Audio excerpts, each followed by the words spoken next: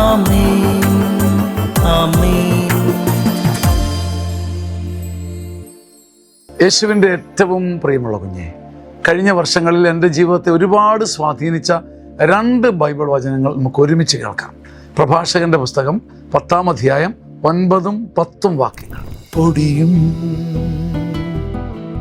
ചാരവുമായ മനുഷ്യൻ അഹങ്കരിക്കാനവനെന്തുണ്ട്,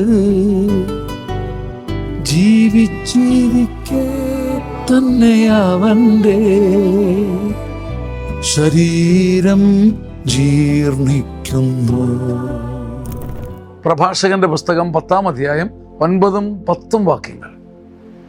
പൊടിയും ചാരവുമായ മനുഷ്യൻ അഹങ്കരിക്കാൻ അവൻ എന്തിരിക്കുന്നു. ജീവിച്ചിരിക്കുമ്പോൾ തന്നെ, സുറുമ എഴുതി നടക്കുമ്പോൾ തന്നെ, കൺമഷി എഴുതി കുണുങ്ങി സന്തോഷിച്ച് ചിരിച്ച് മറിഞ്ഞ് നടക്കുമ്പോൾ തന്നെ നമ്മുടെ ശരീരം ജീർണിക്കുന്നുണ്ട്. ഞാൻ എപ്പോഴും പറയാറുള്ളത് പോലെ, കുളിച്ച് കുട്ടപ്പനായി നടക്കുമ്പോഴും നല്ല അടിപൊളി മിടുക്കനായി പ്രത്യക്ഷപ്പെടുമ്പോഴും ഞാനൊരു കാര്യം ചോദിക്കട്ടെ.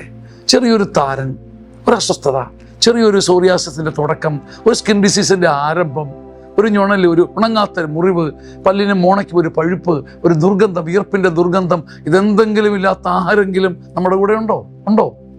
പൊടിയും ചാരവുമായ മനുഷ്യൻ അഹങ്കരിക്കാൻ അവൻ എന്തിരിക്കുന്നു, ജീവിച്ചിരിക്കുമ്പോൾ തന്നെ അവൻ്റെ ശരീരം ജീർണിക്കുന്നു. നിസാര രോഗമെന്ന് ചില ഭിഷഗ്രന്മാർ പറയും, ഡോക്ടേഴ്സ് പറയും, ഞാൻ മാറ്റിത്തരാന്നേ, അമ്മച്ചി വിഷമിക്കണ്ടെന്നേ, ഞാൻ മാറ്റിത്തരാം.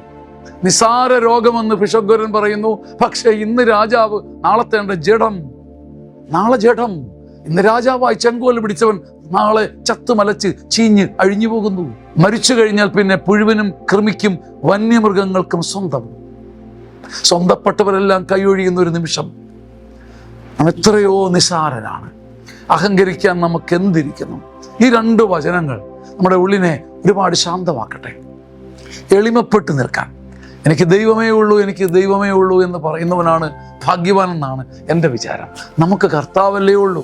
പൊടിയും ചാരവുമായ മനുഷ്യൻ അഹങ്കരിക്കാനവനെന്തുണ്ട്, ജീവിച്ചിരിക്കെ തന്നെ അവൻ്റെ ശരീരം ജീർണിക്കുന്നു.